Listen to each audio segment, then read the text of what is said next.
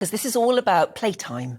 There's this new survey, and it's found that primary school-age children are now more anxious, more stressed and upset than they were 12 months ago. Yeah, 93% of us think play is vital for children's development, but would you believe there's no legal requirement for children to have playtime in the UK? Which is really surprising and shocking, because playtime was my favourite part of school.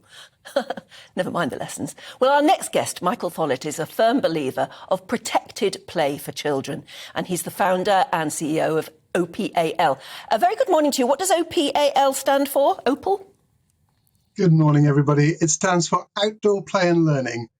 And we're the UK's largest not-for-profit, supporting schools to make sure every child has a fantastic playtime every day, with no exceptions. But what makes a good playtime? Is it just not letting them out the classroom and running around and sorting themselves out? Well, you'd think so, wouldn't you? From some of our work we've done, we've worked with about 1,000 schools. We found that 85% of schools don't let their children on the field most of the year. So they keep them all bunched up on the tarmac. And the best play actually is when children have stuff to play with. So through the work that we do, we give them lots and lots of just the kind of junk, messy things that you would have enjoyed playing with as a child, you know, cardboard tubes and crates. That's very simple, very cheap ways that we work.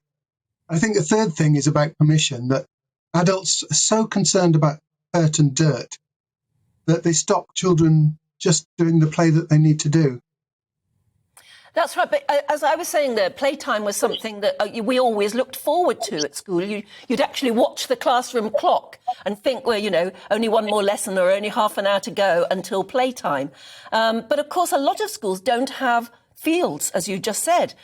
They've sold off the playing fields, haven't they? There's not... And you don't... Playtime isn't really playtime if it has to happen inside the classroom. No, it's not. I mean, it is a fact that actually chickens have more right to outdoor space than children do in this country. The guidance for free-range chickens is much stricter than it is for free-range children, if you like. And all we're saying is that out of 7 years at primary school, 1.4 years is playtime. And surprisingly, most schools don't have a plan for play. The schools we work with treat it a bit like a curricular area. So maths, literacy and play are all 20% of a school's life. And schools are really good about strategic planning for maths and literacy, but almost no school has a plan for play. So what we would like is we would like Ofsted, when they come in, to say, OK, here's your child protection plan, here's your maths plan, but where's your plan for play? How are you going to show us that you're really trying to make sure every child has a great playtime? I mean, you said you need some gear, you need things to play with, but you don't want a teacher organising your play, because that would turn it into a lesson, wouldn't it? Absolutely, you're completely right. Yeah, one of the ways that we define play is what I do when everybody else stops telling me what to do, and that's one of the problems in children's lives, that everybody's telling them what to do all the time. From the minute they get up, to what they put on, to what they do all day.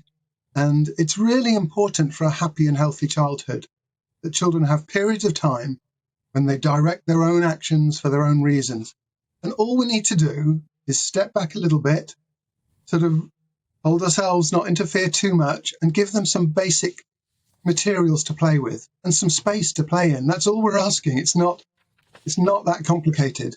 No, it's but not you'd be rocket very science, surprised is it? how hard it is to get schools to do that.